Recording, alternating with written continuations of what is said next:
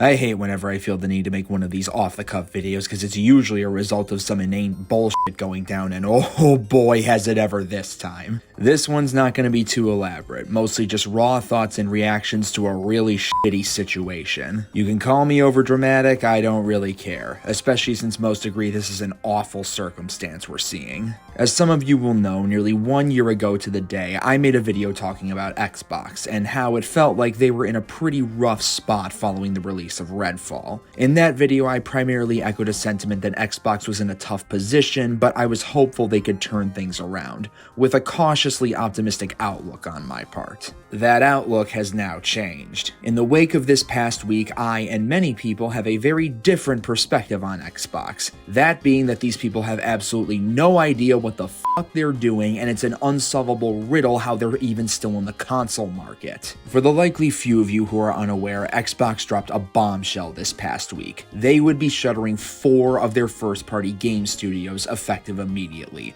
Those being Alpha Dog Games, Roundhouse Studios, Arcane Austin, and the one that really set people off, Tango Gameworks. This move in one fell swoop has not only shown Xbox's greed, but also their outright incompetence. While Alpha Dog and Roundhouse weren't as well known as the other two, mostly working on smaller titles or being side contributors to big ones, it's still incredibly shitty to suddenly shut the doors on these development teams. The other two, however, are perhaps some of the most baffling closures of recent memory. Arcane Austin got thrown into one of the most unfair situations imaginable. They were pushed into making Redfall by leadership back at ZeniMax, a type of game that was outside their wheelhouse in a roadmap structure they didn't want to make, and even after they were bought out by Microsoft, they still had to go through with all of it. Redfall may be an unacceptable mess, but big shock, that's what's going to happen when you make a studio work on a style of game they don't feel comfortable with. So now that studio's legacy has to die on the back of an unwanted mess.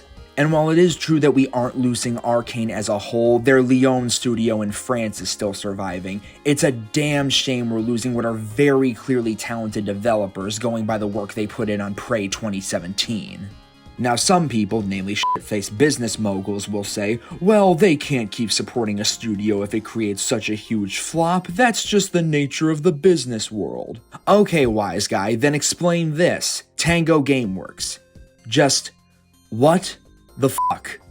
What the actual fuck are we doing here? This team created one of the most beloved games of 2023 in Hi-Fi Rush, a title that was revered across the industry, won an award at the Game Awards, and was one of the greatest examples of a shadow drop in the history of gaming, canned 1 year later.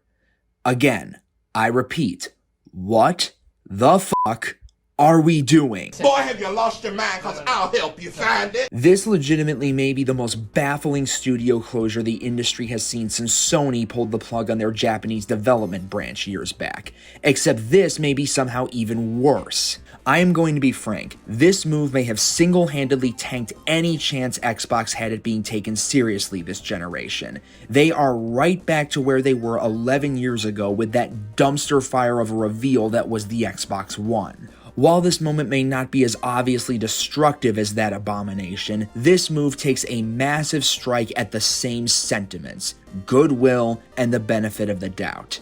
Xbox has been riding almost solely on wishes and promises this generation. Oh, we've learned from the Xbox One. We realize we need to put out more games. We're buying up all these studios to help us put out more games. Yeah, and where exactly have those been? This company has gone on and on about all these different development teams that they've bought up for years, barely having a thing to show for it, and one of the only ones who's put out a game that actually drew major positive attention to the brand is now gone. Just as they put the game on PlayStation, which would have likely brought in more revenue for them.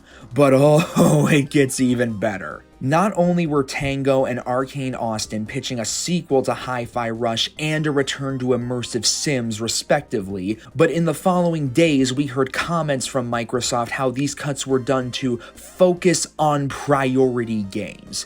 Tell me, What exactly are these priority games? Because it seems nearly all these games you've been pushing either get delayed into oblivion, are in development hell, or massively underdeliver when the time comes. Need I repeat that Hi-Fi Rush was one of the only games that didn't fall into these trappings from Microsoft, and they still decided to kill the studio behind it. And all while saying they need smaller games that win awards. I don't...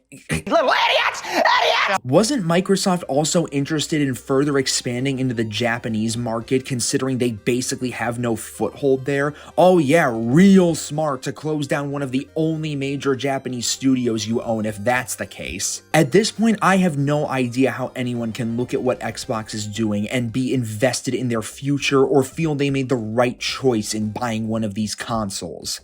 There is absolutely no security that any of these development studios will continue to last and be long-term players for the company. In a previous video, I talked about how one of the standout benefits a smaller dev group could have of being bought out is job security, as they'd have larger company funds supporting them. I have to walk that statement back now, because apparently even a success isn't enough. It can't be moderate, just like the other over-the-top money-hungry corpos in the industry. Unless it does Call of Duty numbers, they don't even want to fucking look at it. Let's also just ignore how Game Pass massively cuts into the sales figures of these titles, making it even harder for them to make this unreachable profit they seemingly need to stay afloat. Again, I know I'm probably going to get replies saying I'm being overdramatic. I get it. This isn't the end of the world. But a lot of talented people lost their jobs for what feels like no justifiable reason other than corporate greed and the capitalist fever dream of infinite growth. Need I also mention that this is just a few months after Microsoft laid off 1,900 employees in their game division this year. This company has no excuse. They are the richest organization in the world, worth trillions. On top of all of this, how do you think the other development studios under Microsoft must be feeling right now? Hellblade 2 is out in just a couple weeks at the time I'm putting out this video. Is Ninja Theory in fear for their jobs if that game underperforms? What about other smaller branches like Obsidian or Double Fine? Do they now have to worry about waking up the next morning and finding out they're unemployed? I couldn't blame any of them if they are. Especially considering these cost-cutting measures supposedly aren't done. Oh, lovely. Thank fucking God Toys for Bob got out of that ecosystem when they did, because if they didn't, they very easily could have been up on the chopping block. I don't know what Xbox does from this point to try and bring people back. And even if they knew what they had to do, who's to say they could actually pull it off? They've given zero indication that we can trust them to put out a consistently good game lineup on par with what's expected of a console maker today. They've been suffering from the same issues the Xbox One suffered from and have learned nothing. It is damning that the PS5, for all of its major faults in its own right, quite frankly deserves to be kicking Xbox's ass in the sales right now. At least you can believe you'll get a notable game out of that console once in a blue moon. After this generation, I would not be shocked if Xbox drops out of the console space entirely. This closing of a few studios won't be a specific death knell for them, but fuck if it doesn't make the future of this console brand seem hopeless. Get your shit together, Xbox. Anyway, thanks for listening to my ramblings. Hopefully the next video won't have to be something like this and that I can be happy about. I'm gonna go take a nap.